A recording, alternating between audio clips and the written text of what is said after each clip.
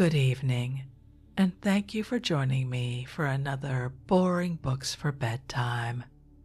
I hope tonight's selection provides all the boredom your busy brain needs to quiet down and let you get some sleep. Before we begin, I'd like to give a special shout out of thanks to some new members of our Patreon family: Star and Lila, Kasdan, Mary, and Dash of Dave.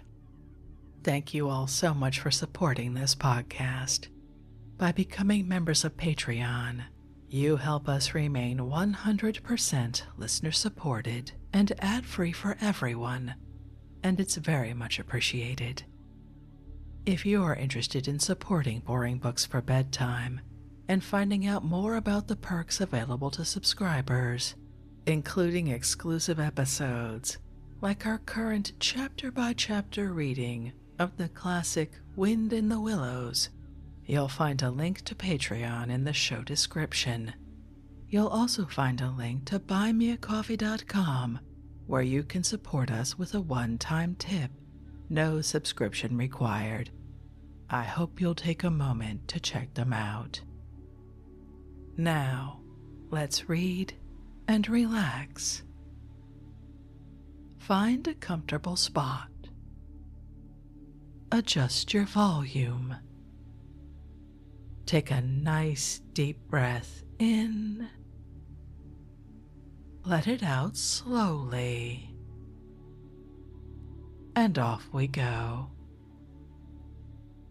Tonight, let's continue our reading from The Book of the Ocean by Ernest Ingersoll, author of Knockin' Round the Rockies, The Oyster Industries of the United States, Friends Worth Knowing, Wild Neighbors, The Crest of the Continent, etc.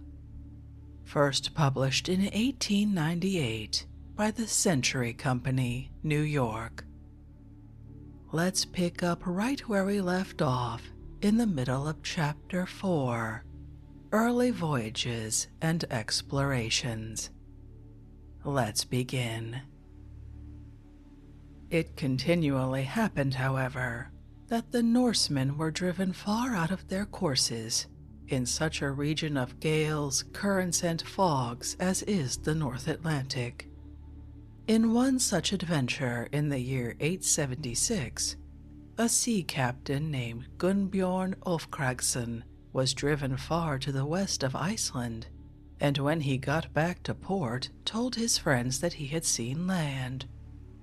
Probably he also told them that so far as he could see, there was nothing but icy mountains, of which they already had enough, for no one seems to have investigated the matter further until more than a century later, when a turbulent Viking of the rebellious House of Eric, called Eric the Red, was banished from Norway and fled to Iceland with his followers.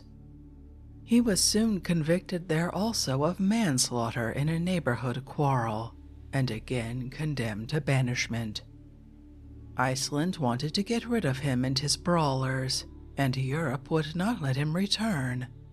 Whither should he go? Then his thoughts turned toward the strange land in the west that tradition said Gunnbjorn had sighted. It is believed by the most careful students that Gunnbjorn's rocks were volcanic islets which have now disappeared and are represented only by certain shoals. But it would not be incredible that he had caught a glimpse of the Greenland coast itself. At any rate, Eric had little hesitation in starting out to rediscover them. Why should he? Those rough riders of the sea were used to voyages of equal length. It is about 200 miles from the Norwegian coast at Bergen to the Shetland Islands, 200 miles from the Shetlands, or 225 from the Hebrides to the Faroes, and 275 miles thence to the nearest coast of Iceland, reckoning all in straight lines, shorter than any ship could actually follow. If his Viking boat and Viking crew could span those stretches of sea unguided, what hindered his crossing the little further space whose tempests had no terrors for this wild sea king? In that unpossessed land, could he find it, he might be free to riot at his will, but one cannot help thinking there was more in the man than that. And if he could open to his people a new country, what wealth and power might not come with it to him, for the humbling of his rivals at the court of Norway? So Red Eric sailed away to the west in 984, and 2 years later returned to Iceland, and reported that he had met first a far-extending icy coast, along whose front he had sailed southward until he could turn to the west and then northward, thus rounding its narrow southern extremity, Cape Farewell, and there he had found a habitable region which he called Greenland, in order, as he said, to attract settlers by a pleasant name. Thus this wicked old Norseman was the first of American real estate boomers. Attracted by his story, a band of adventurers went back with him in 986 and established a settlement near the site of the present Danish town Julianshav, just inside the cape, on an inlet that they named Eriksfjord. Among these emigrants was one named Herjulf, whose son Bjarne was a merchant captain who owned his own ship and was then absent in Norway. Returning to Iceland shortly after Eric's departure, he concluded at once to follow his father, and with a willing crew and still loaded ship, set sail for the west. But incessant bad weather drove them they knew not whither during many days. At last the wind fell, the sun shone out, and they saw land, but its appearance did not agree with the description of Greenland, and knowing that they were too far south, Bjarne turned north and kept on, occasionally sighting the coast, until finally he reached Eriksfjord in safety. No one knows what headlands he looked upon, but if the Icelandic versified chronicles called sagas may be believed, and the wisest students of history put faith in them, he was the first European to see America, of whom we have definite knowledge. Several years passed by, however, before anyone tried to profit by this accident and seek the lands that had been seen southward. Then Leif, the eldest son of old Red Eric, resolved to do so. He had talked with Bjarne and his men until he knew all the details of their story, and then he bought the same good old ship and enlisted a crew of 35 men. This happened in Norway, where Leif then was, and it is said by some that the king aided and authorized the expedition. At any rate, after a public farewell, they sailed away, and seemed to have gone straight across the ocean, but whether they did this, or sailed by way of Iceland and Greenland, they easily found the unknown coast Bjarne had described, and landed in Helleland, Markland, and Vinland, in the last of which they built huts, and spent the winter of the year 1000. The identification of these places has caused much discussion. That Helleland was Newfoundland, and Markland, Nova Scotia, seems tolerably certain, but historians are not agreed as to where that winter was spent in Vinland, so-called meaning Wineland, because a German member of the crew gathered grapes there, from which wine could be made. When in 1602, Gosnold discovered a fruitful island south of Cape Cod, he named it Martha's Vineyard, believing that he had found the place. When Leif reached Greenland again the next spring, everyone was vastly interested in his discoveries, and emigrants from Greenland, Iceland, and even from Europe went out to colonize the new lands. But the attempts, though spasmodically continued for a long time, seem never to have been really successful, so that no undisputed trace of the presence of these sea wanderers on the mainland of North America is known to exist. That they knew the coast fairly well from Disco Island, 70 degrees north latitude, southward to Virginia is generally believed. But where Leif Erikson spent that first winter, or where the Vinland settlement of subsequent times was, is thus far a matter of conjecture. Some students of the sagas place it in New York Harbor, others in Narragansett, or Buzzards Bay near Boston, or in Nova Scotia. Formerly, the general belief was that Newport, Rhode Island, or the shore above there, was surely the site, but this was based first on the supposed European inscriptions on a rock in the Somerset River at Dighton, just above Fall River, which were in reality only Indian markings, and second upon the old round tower at Newport, which few persons now believe was built prior to the coming of the English colonists with Roger Williams. The late Professor E.H. Horsford believed that he had found the site of the principal Norse settlement of the 10th century, called Norumbega, at Watertown on the Charles River, a few miles west of Boston, and he made an argument from old maps, etc., to support his assertion that the ancient river walls, etc., there were really the remains of a town. But historians generally do not attach any importance to Professor Horsford's theory. Perhaps we shall never know where this Vinland was that Leif discovered, and where the queenly Gudrid dwelt, and her son Schnorr, the first European child in America, was born. Nor is it of much consequence that we should, for the settlements were few and transitory. That they existed, however, and that the shores of Canada and New England were occasionally visited from the 10th to the 14th centuries by Norsemen, cannot be gainsaid. That the Greenlanders did not all migrate to the warmer, well-timbered, and fruitful region in the south was probably due to the fact that it was so remote from their kindred, and so open to attack by the native men, whom they called Skrellings. Over the long but slow history of these American settlements of the Northmen, we need not linger. Although Vinland seems to have been abandoned within a few decades, the Greenland settlements were maintained. A republican government was organized, Christianity was introduced, and remains of their stone churches and Augustinian monasteries have been identified.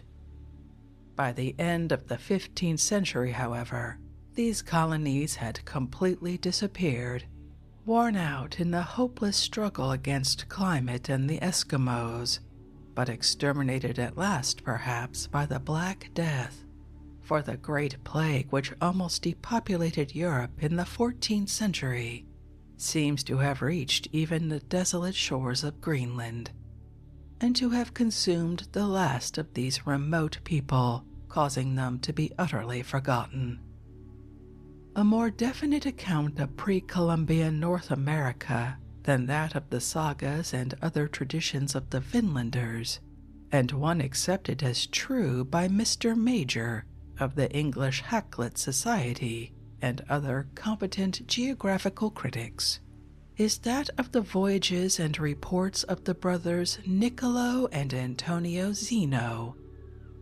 These men belonged to a family distinguished in Venice, and toward the close of the 14th century, they separately or together made many voyages in the North Atlantic, going far beyond any previous navigators of which they knew.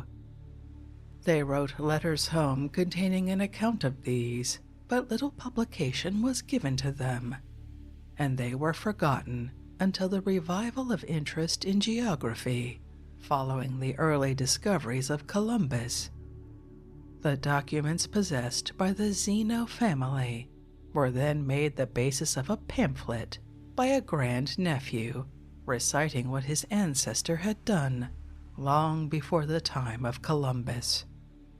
The most interesting thing in it is an account of how, about 1390, Niccolo Zeno fitted out a ship at the Faroes, went over to Greenland, and there learned of an island which was called Estotaland, and which we know as Newfoundland. Not very far away to the southwest of it, he says, was the country of Drogeo, which fishermen whom he saw had visited.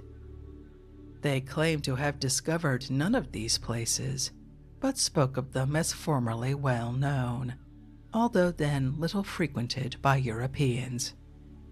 As to Drogeo, which he speaks of as if it were the mainland, that was still occasionally resorted to for fishing, and he relates the adventures of a man who had been captured by the mainland savages a few years previously, and adopted by them on account of his knowledge of how to fish with a net and to do other useful things. Such a course would be very characteristic of the aborigines of eastern North America, as we have since learned to know, and it is also natural that he should have been fought for by rival chiefs, as Zeno says happened to this man, who by capture and exchange or of his own motion traveled about and saw much of the people of this country Drogeo. At any rate, the information given by Zeno tallies remarkably well with the truth about primitive North America and its inhabitants. They have no kind of metal, reported this wandering refugee, who finally drifted back to the coast and was able to make his escape to a fishing boat. Now, the one really remarkable and distinctive fact about the North Americans was just this, that with a considerable advance in other directions, they had never learned to fuse and forge or otherwise utilize iron or other metals, save a little metallic copper and silver in the Great Lakes region. But listen to the rest of his brief report. Quote, "They live by hunting and carry lances of wood sharpened at the point. They have bows, the strings of which are made of beast skins. They are very fierce and have deadly fights amongst each other. They have chieftains and certain laws among themselves, but differing in the different tribes. The farther you go southwestward, however, the more refinement you meet with, because the climate is more temperate, and accordingly there, i.e. in Mexico, they have cities and temples dedicated to their idols, in which they sacrifice men and afterwards eat them. In those parts, they have some knowledge of gold and silver." End quote. Now, whether all this was the observation of a single rude sailor, or, as is more likely, summarizes what Zeno was able to learn from all sources at his command regarding the new western mainland and its people, it is correct and forcible. Had young Niccolo the editor, a century afterward, tried to invent something of the kind, he would surely have made his invention marvelous, for that was an age of fable and bombast. On the contrary, this is a simple and accurate statement of what we know now were the facts, nor did he have any means of knowing anything more of the case than his family archives revealed, since he wrote and published this account of his uncle's voyages only a few years after the first return of Columbus, and before any writer had visited the Northern American coasts, or had learned the habits of the natives.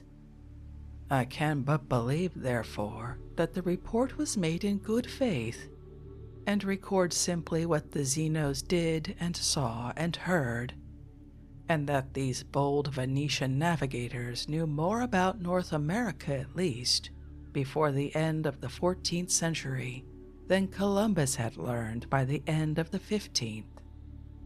I have run ahead of my story, but I wanted to show how little impression these northern investigations and occupation of a new continent had made upon the Mediterranean world, which seems rarely to have heard of them, much less to have profited by the information for more than 400 years, in spite of the fact that there was constant communication between the Normans and British, at least, and the Mediterranean peoples. Let us now go back to those southern countries and see what they had been doing toward maritime exploration during these 1,000 years and more, when the Scandinavians were so busy in the north. It was principally perfecting the knowledge of the world their fathers knew. From the very first, men had tried to make maps, and succeeded fairly well for small spaces. But to make a map of the whole world was a task that defied human knowledge for many centuries. After Aristotle's time, all men of education understood that the world was a sphere, and about 150 BC, Hipparchus, borrowing an idea from the Babylonians, taught the Greeks that the way to place their towns and mountains and rivers and the outlines of the coast correctly upon a model of the world was to determine their position by observations of the heavenly bodies. Thus the ideas of latitude and longitude originated. He could not apply his method practically very far, because there were few or no accurate astronomical observations away from a few cities in Egypt and Greece. But 250 years later, Ptolemy, a learned mathematician of Alexandria, gathered all the facts obtainable and made an attempt which bore a rude resemblance to the truth, and served as the best and almost the only account of the world for several hundred years. Ptolemy flourished about 150 AD. His book describes Asia as far east as the Malayan Peninsula, Africa south to Zanzibar, and the Gulf of Guinea, and shows a knowledge of Europe as far north as the Shetland Islands and Denmark. The original work seems to have contained no maps, but these were added to it about 500 AD by another mathematician named Agatha Demon. It is called the Almagest.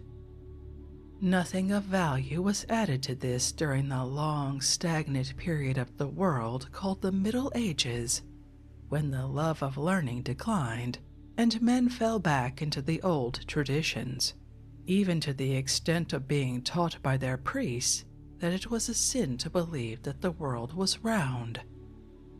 In those times, the Arabs of Baghdad nourished knowledge more than anyone else, but even they did little for geography.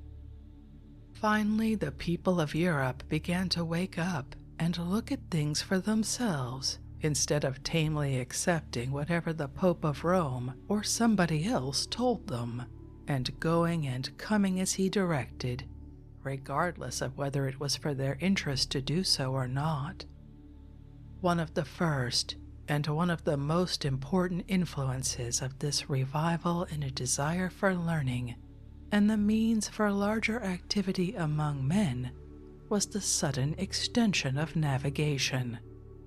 And this could not have come about, nor amounted to much, had the mariner's compass not been invented. Nothing is more obscure than the history of this instrument. The Chinese have certainly known from a remote antiquity that a magnetized needle, permitted to move freely, would turn north and south. They were accustomed to poise a sliver of magnetized steel upon a bit of cork and set it afloat in a bowl of water. One end was marked, but this was the one pointing toward the south, not toward the north as with us. This rude and simple arrangement is still in use among the Koreans, or was until recently. With such a contrivance and little if any knowledge of the variation of the needle, the Chinese of 1,000 years ago made longer voyages than they have done in more modern times, trading not only with India, but sailing regularly as early at least as the 9th century to the Red Sea and the Persian Gulf.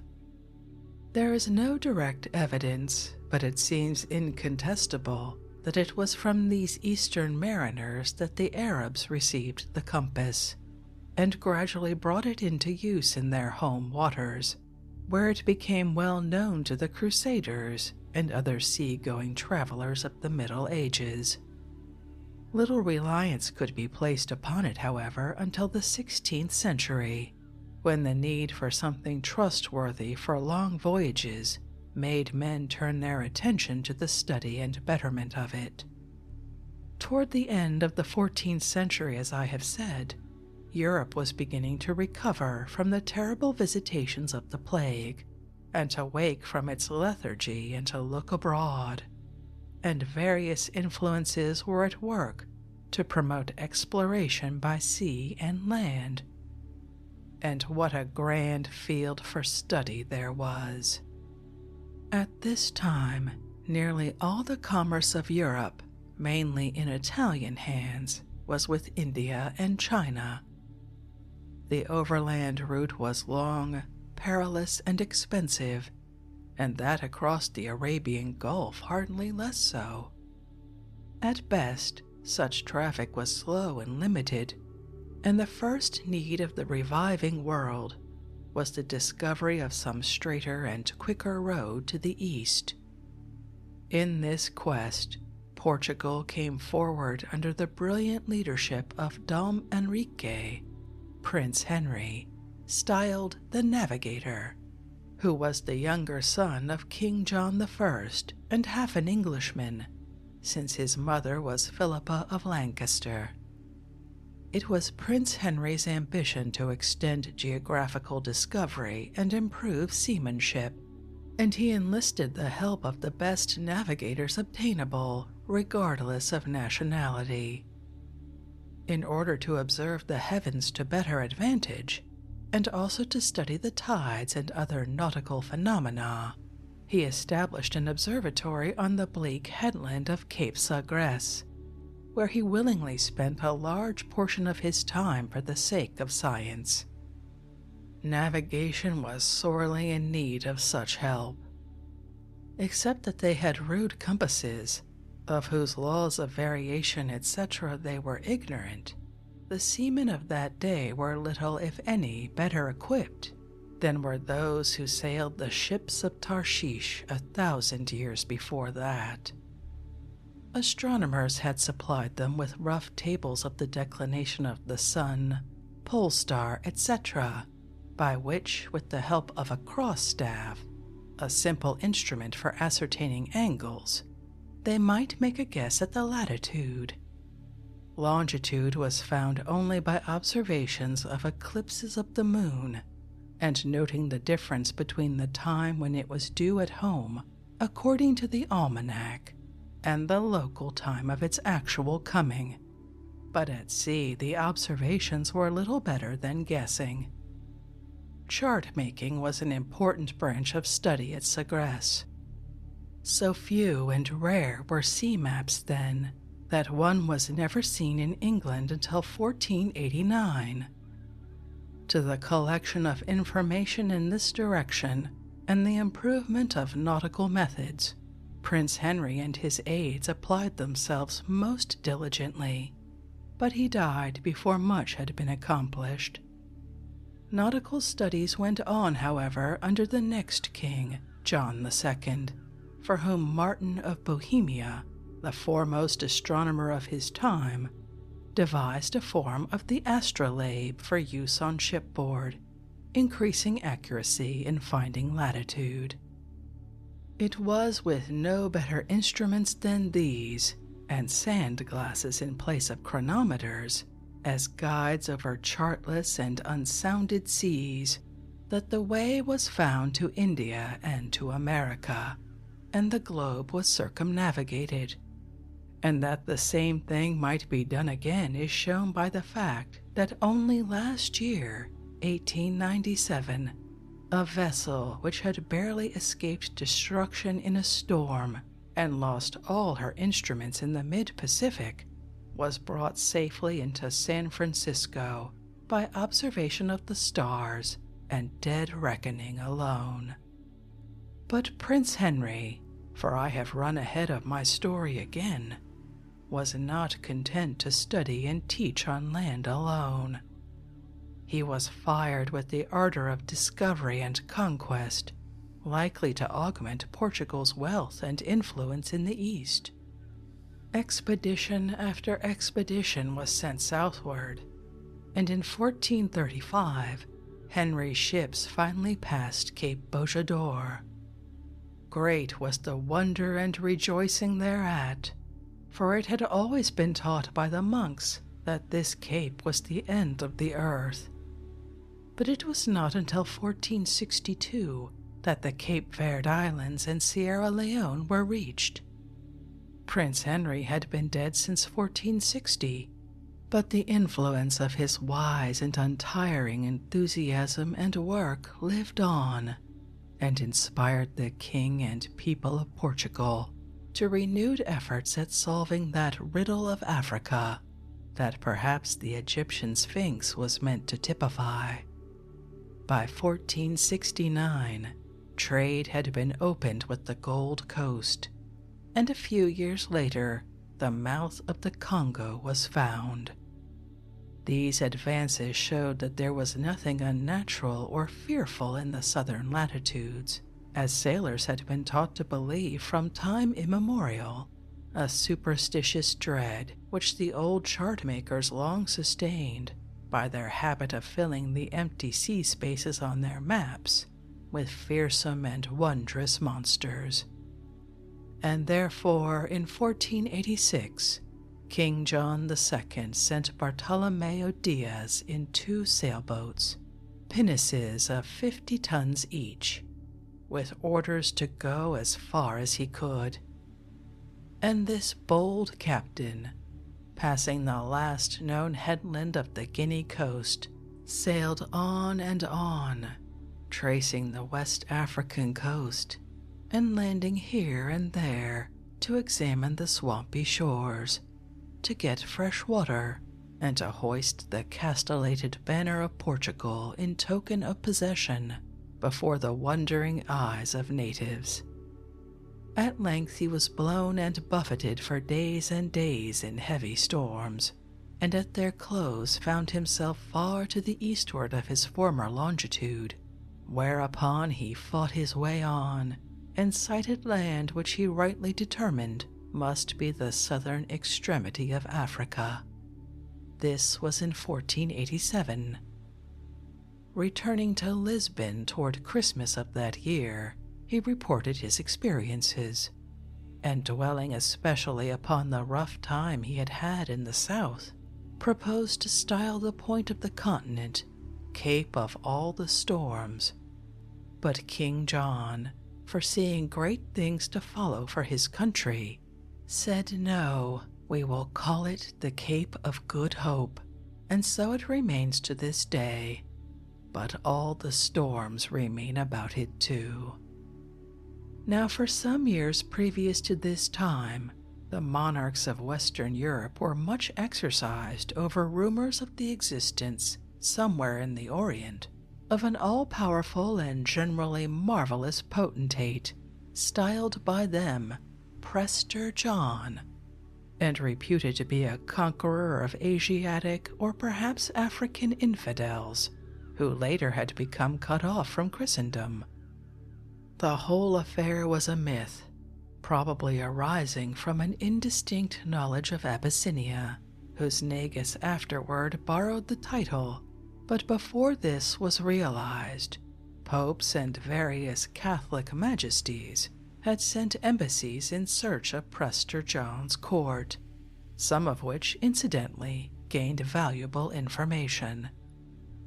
Among the latter was Pedro Covillo, an emissary of Portugal, who, having failed to find Prester John in western India or Persia, made his way back to Egypt and Abyssinia, whence he sent home in 1486 or 1487 a report of progress that told John II some surprising news of the advancement of the Arabs of that part of the world in the sciences, and especially in those belonging to geography and navigation.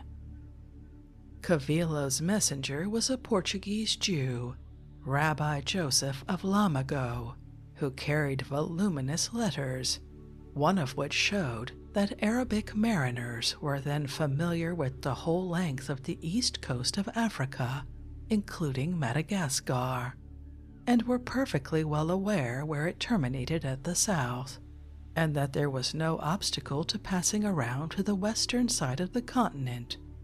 And just at this interesting juncture, Diaz came sailing back in his pinnace to say that it was all true, for he had seen it.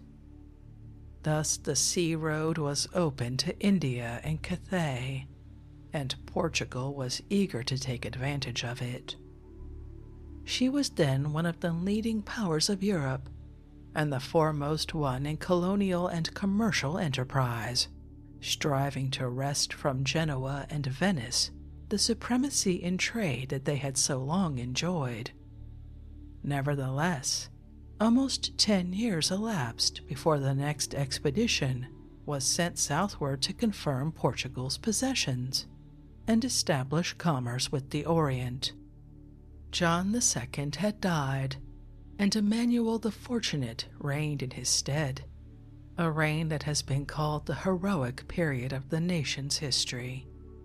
And it must not be forgotten that little Portugal was then so mighty that a year or so previously, May the 4th, 1493, Pope Alexander VI had issued a bull in which he had divided with intended equality all undiscovered parts of the earth between Spain and Portugal, the former being given everything to the west, while to Portugal were reserved all future rights east of a certain north and south line.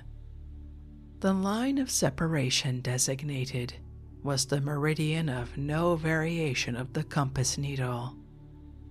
The existence of such a line had been discovered by the same Christopher Columbus who was to thrill the world a few years later, but he did not know, what only experience developed, that this meridian was changeable, swinging many degrees east and then returning west in the course of 2 or 3 centuries.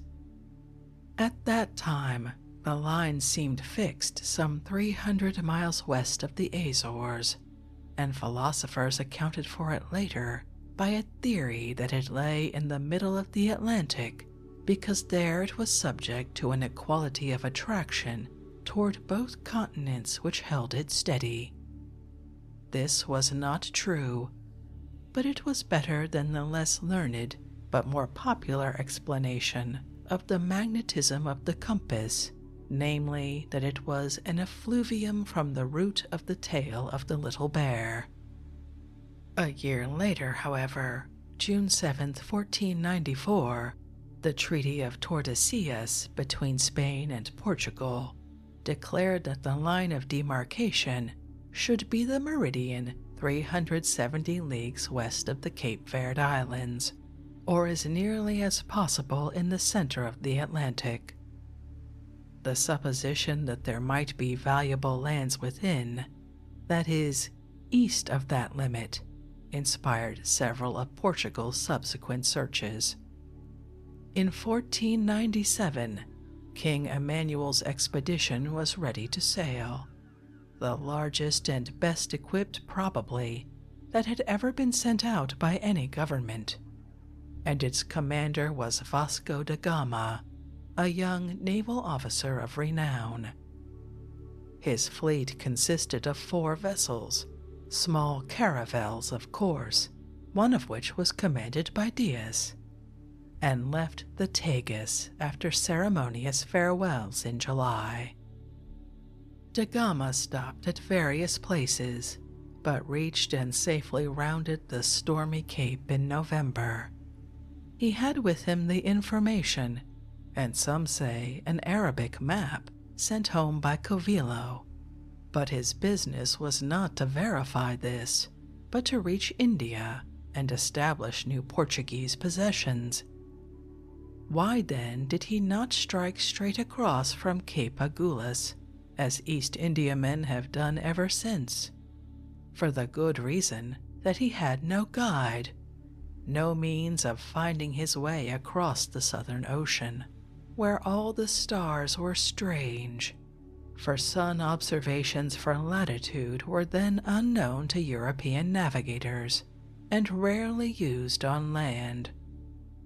Instead of this, he was obliged to turn northward and skirt the coast for 1,000 miles, stopping here and there until he had passed far enough north of the equator to bring above the horizon the familiar home stars for which he had tables.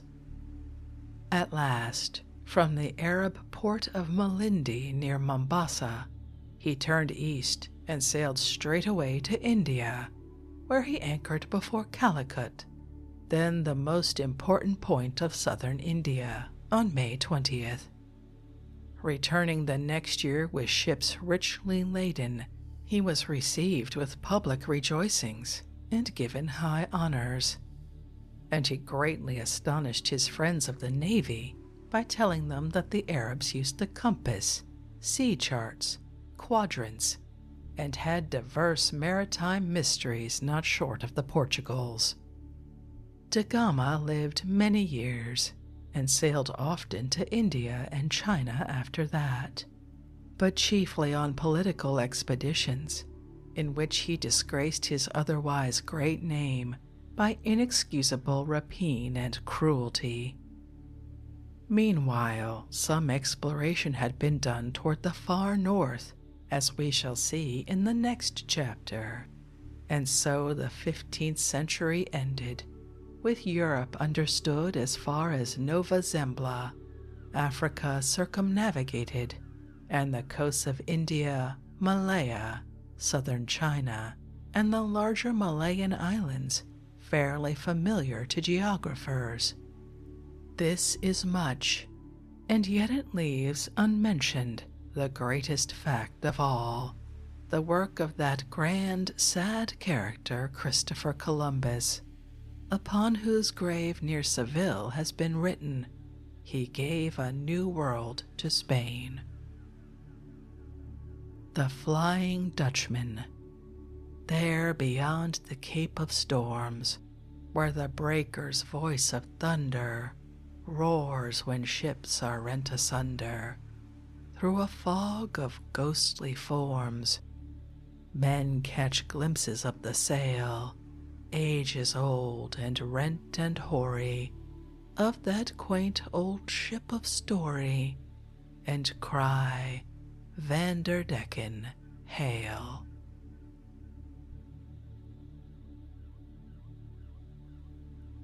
And with that curious poetic interlude, we've reached the end of part 1 of chapter 4, and that seems like a good place to end this evening's reading from the Book of the Ocean by Ernest Ingersoll. That was certainly a tidy summary of the beginnings of European maritime exploration. I have some hesitation about what's coming next regarding Columbus, but we'll save that for another time. If you'd like to read this work for yourself and see the illustrations in it, as always, you'll find a link to a free ebook from Project Gutenberg in the show description. If you'd like to connect, suggest a boring book you'd like to hear read, or request more from one we've already started, you can drop me an email via our website, www.boringbookspod.com. It's always a pleasure to hear from you. Thank you so much for joining me for this evening's reading. Until our next boring book, good night.